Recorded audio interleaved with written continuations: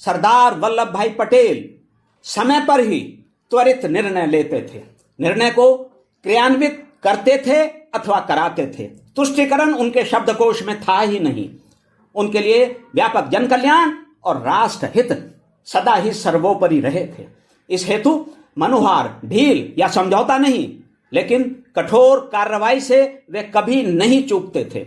वे भारत सरकार में दूसरे स्थान पर थे।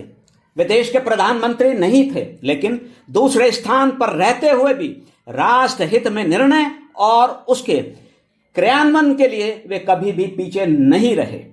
नीलगिरी के शासक किशोर चंद्र के वहां के प्रजामंडल के दमन और किसानों पर अत्याचार की सूचना और उसकी जांच के बाद सरदार पटेल ने नवंबर 1947 ईस्वी में त्वरित निर्णय लिया।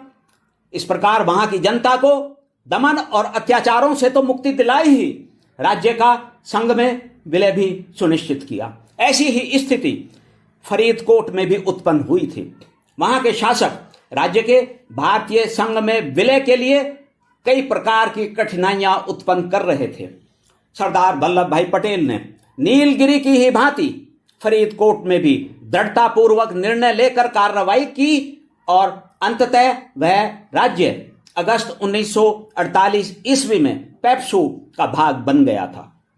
सरदार पटेल ने पटना और बस्तर के शासकों की राष्ट्र विरोधी गतिविधियों पर अंकुश लगाया। वास्तव में ही सरदार पटेल बेजोड़ थे। किसी भी प्रकार के भेदभाव के बिना वृहद जन कल्याण उनका मार्ग था। किसी भी रूप में राष्ट्रीय मूल्यों से समझौते और तुष्टीकरण के परिणाम कभी भी सुखद नहीं हो सकते, यह उनका संदेश था, जिसे आज भी सत्ता में विराजमान लोगों को समझने की नितांत आवश्यकता है। तुष्टीकरण की नीति ने भारत का बहुत ही अहित किया है और आज भी कर रही है। मैंने कई बार स्वाधीन भारत के उप प्रधानमंत्रियों और गृह मंत्रियों के कार्यों और नीतियों के विश्लेषण से संबंधित लेख पढ़े हैं।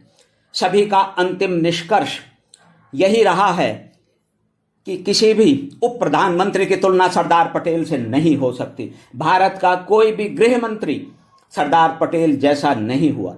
ऐसे अद्वितीय थे और हैं हमारे सरदार वल्लभ भाई पटेल।